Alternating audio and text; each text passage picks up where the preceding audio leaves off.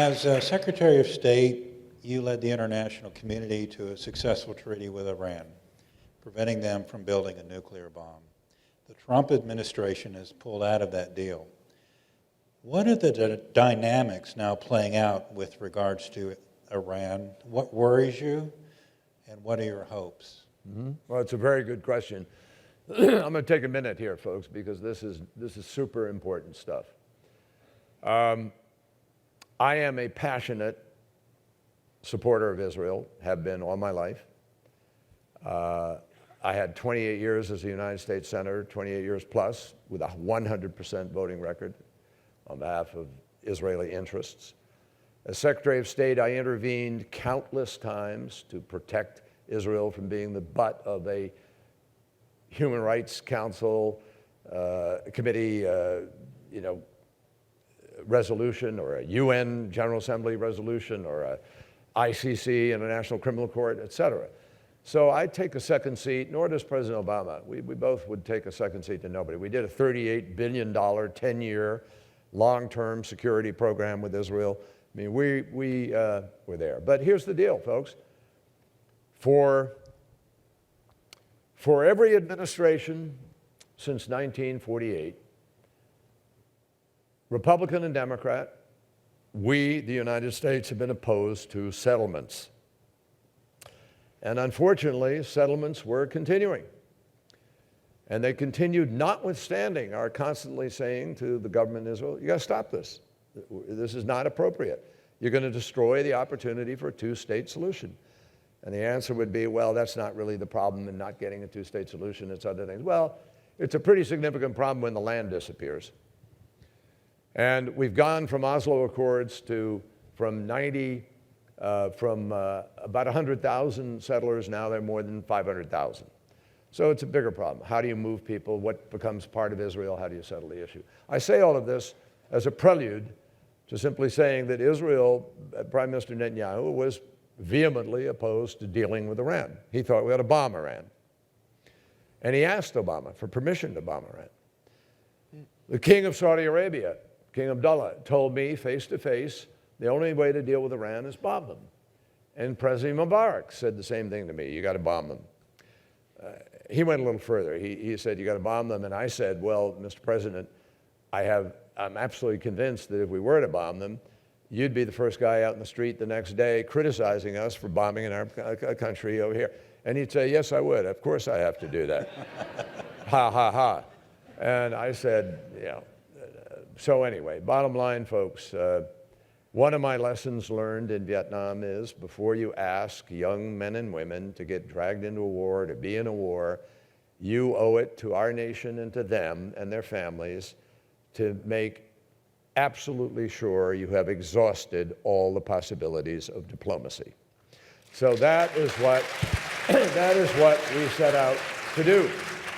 Now, on the day in September of 2013, when I sat down with the Foreign Minister of Iran for the first meeting between the Secretary of State and the Foreign Minister of Iran in almost 40 years, on that day, Iran had 12,000 kilograms of enriched uranium.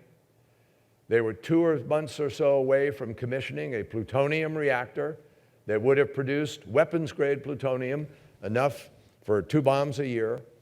They had 27,000 centrifuges that were deployed, 19,000 spinning, enriching uranium. They were 2 months away, according to our intelligence community, from an ability to break out and make a bomb. And so we decided consciously, we object to what Iran is doing with Hezbollah. We object to what Iran is doing in Syria. We object to what Iran is doing transferring weapons to Yemen. We object to Iran's threats to Israel. We object to Iran meddling in Iraq. Those are a bunch of objections. But guess what? We decided we will be in a much better place to leverage Iran to different behavior on all of those things if we can prevent them from getting a nuclear weapon. And if you take the nuclear weapon off the table, you have a whole lot more leverage besides who were our partners in taking the nuclear weapon off the table. China, Russia, France, Germany, and Britain. So we had the UN Security Council 15-0 endorsing this approach, which, by the way, contrary to what the president says, because he says it's the worst deal ever, saying so by him does not make it the worst deal ever. This deal is in fact, and I'm not kidding you, this deal is the strongest, most transparent, most exhaustive nuclear deal on the planet today. And I'll tell you what we achieved. We took the 12,000 kilograms down to 300 kilograms for 15 years, the next 15 years. You cannot physically build a bomb with only 300 kilograms. We took their enrichment down to 3.67%. You have to enrich at 80 to 90% to make a bomb. You can't do a bomb at 3.67%. And we check it every single day. We know what they're doing. We put an additional 130 inspectors into Iran.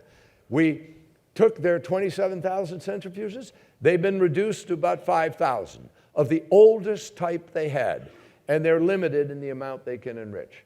Their stockpile can't go over the 300 kilograms. We have cradle-to-grave tracing of every ounce of uranium they mine and then mill, make yellow cake, put in a centrifuge, and take out as waste. And we have every accounting for what kind of uranium they have in the process.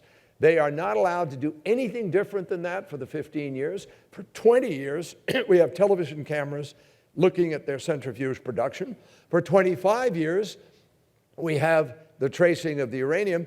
But here's the most important thing. There's a lifetime set of requirements under the Non-Proliferation Treaty that they signed up to. Everything I just said is extra. They're still held to the Non-Proliferation Treaty. And by the way, unlike most countries, we made Iran accept what's called the Additional Protocol, which was put in place because of the failure during the Clinton years when North Korea cheated. And when North Korea cheated, they came up with a whole new way to make sure people can't cheat, called the Additional Protocol. Iran has agreed to live by the Additional Protocol. And guess what, folks? Under the Additional Protocol, we have a right, if there's any building where we suspect something may be happening, we have a right to demand inspection. Now, guess what? The Prime Minister of Israel just the other day said he thinks there's some building in Tehran that's being used. Well, we've lost the right to demand that they do it now because we pulled out. But France or Germany or Britain could ask for permission to, because guess what?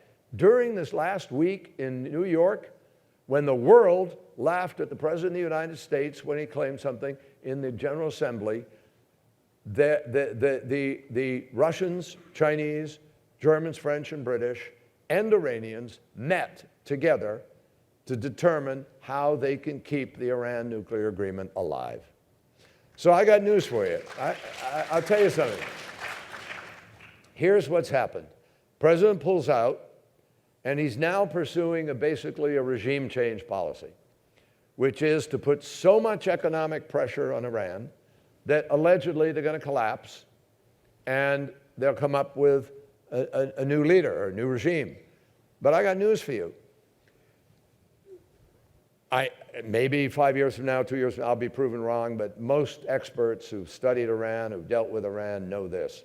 Iran, as I said earlier, is a 5,000-year-old culture, history.